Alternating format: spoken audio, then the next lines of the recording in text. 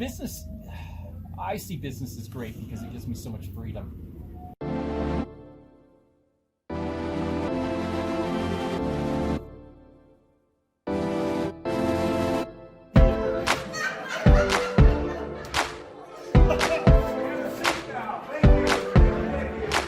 Interesting to have a married couple.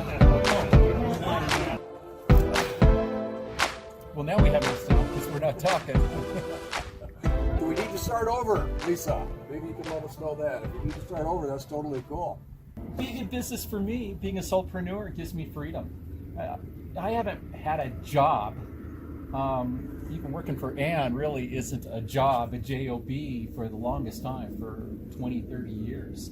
I love this freedom that I have to get to choose my own hours. And it's not easy. There's a lot of weeks that are 60-hour weeks or 80-hour weeks. But I've learned over time how to squeeze my work together into bite-sized chunks and make it far more manageable. Yep. And what we do here, we give keys like that as far as time management, tools, all of that. But really what it boils down to, what it takes is, we've heard Ann say, and we all pretty much agree with it here, it's 80% of figuring all that out. I mean, 20% of that, but 80% is here. What we did last night is begin to explore the heart issues as they tie in with the mind and the mindsets and the paradigms of what does it take to make it. One of the themes that came out of the room last night, I felt, Brian, as I listened to people really share gut level kind of stuff, was they need camaraderie, they need friendships, they need to be in this game with other people going the same direction. That's a big reason we do this retreat. Oh, did you hear that too? Yeah. That's one of the challenges of being a solopreneur. You're doing it by yourself. And sometimes it feels like you're not just operating in a vacuum, but it's, am I doing the right thing? I need some help. I need somebody to guide me or just point me, pat me on the back and say, yep, you've got it. You're doing this right. And we offer that in the community, but it's tough sometimes when you're there alone, wondering, doubting. Yep. So that's part of what it takes, is those really solid friendships. People are really wanting a clearer picture for them. You've achieved it. You've achieved your ultimate business lifestyle. You love your business. You love what to do, the time freedom, and you've chosen to, I guess, spend that freedom, which we're very grateful for here at the E-Commerce Business School, because you love to teach and train, and you're building those skills too. And so that's awesome. But one thing I heard, a lot of people don't have a clarity yet of what that's going to look like for them. Yeah. We're asking people to create a vision for their business and a mission for their business. And they're saying, well, that's great, but how do I know if it's possible? And so if they can see somebody else before them taking those steps, and they can model those steps, model what those other people are doing, it's like, oh, well, now I have a path. Now I know what to do. Also, I have some sense of certainty that it can be done. I do what they do, they've succeeded, I'll succeed too. I asked the members last night, who are they willing to be? What type of commitment are they willing to make for their business? And I know it's a struggle. They're working from home, they've got family members pulling on their shirt strings saying, Mom, do this, Dad, do that for me, I need your help over here, and they're trying to get their work done for their business. They've committed to putting a shipment out to Amazon, they've committed to sourcing more products, to writing emails, whatever it might be. That's a struggle, finding that balance. And who do they have to be inside to make that happen? So it's not the same answer for everybody. No. And there's a lot of doubts, and that's another reason that we're here. There's doubts in the heart. Am I going to be able to? Can I do it? Will I figure it out? And we're here to uncover that gold, that beauty, that strength, that abilities, the talents and the potentials in them that maybe have been buried for a long time in their whole life as they enter into this entrepreneurial space.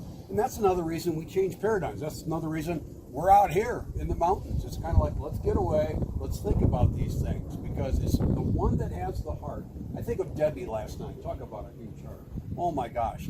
Handicapped husband, special needs child, full-time working, running businesses, on and on. Her heart is as huge as that mountain, and she's going to make it. Now, no, this is no slight against Debbie. I don't know her that well, but she's not the most tech savvy in the community. I don't think by any stretch of imagination. That's not her world. She might not have ever had a lot of entrepreneurial experience, but that heart, that's the one that will take her from here to her ultimate business lifestyle. much more. Again, the 80% here, the 20% here. There's a lot of help here at the e-commerce business school for the pragmatics of e-commerce. It takes skills, but you could be really skilled. We see people with a lot of skills just not make it in this world anyway. Well, it's not all about skill. Yep. That heart, that desire, and that commitment. I think commitment is huge. You know, I've traveled a lot, so you know that I have an RV. Terry and I travel with our dogs. We both we have our eyes set on how can I travel more? How can I travel more? How can I travel more? When can I go next? And so that drives us forward. That makes us commit to earning the money that it takes to be able to do that. Yep. So guys, I'm sorry you're not here. Just a taste of the heart of the e-commerce business school is the Ultimate Business Lifestyle Retreat, where we're here in Colorado with Ann and Lisa and Sharon, and Dave's got the camera. Many of our members that are very committed to take their business to the next level and up their game. If you're seeing us for the first time, joinebs.com, www.joinebs.com, and come and journey with a tribe that's really, really committed to you. And not to pat ourselves on the back, Brian, but another thing I heard over and over and over again last night is you guys, meaning the e-commerce business school, the leadership of the e-commerce business school, including you and Ann and everybody, really was such just a lot of accolades. I'm here because you guys are real, and it shows that you're committed to this. We share from our heart. We draw people in this community that share from their heart. So if you go to joinebs.com, sign up for our Facebook group, share with us, come see the kind of members that we have here. You'll want to be here too. So to close, Brian and I are going to yodel. No, I'm just kidding. Love the mountains. I need more coffee before I can yodel. Guys, just dive in, keep moving forward. If you stumble, fall, just get up and let's keep going. We're with you all the way. So on behalf of Nancy and everybody, make it a great weekend. Bye-bye. Yeah. You did a great podcast. No. Thinking about what else was being said.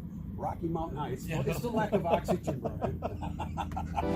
We have fun here, guys. Regardless of that big dream, you've got to build a foundation. You have to have a business that has cash flow. You need more cash? Go out and source some more. Shove those products into Amazon. What's going to spit out the other end is profit. It's that simple, isn't it? Then they start looking at it as, this really is a system. So how can I add more to my system? How can I start to scale this? That's why this is so integral, each pillar leading up sequentially to that long-term reliable business. These are the real assets then that somebody who wants to buy a business, this is what they look for. This is the brand launcher, the career launcher, the income launcher. It's a beautiful thing.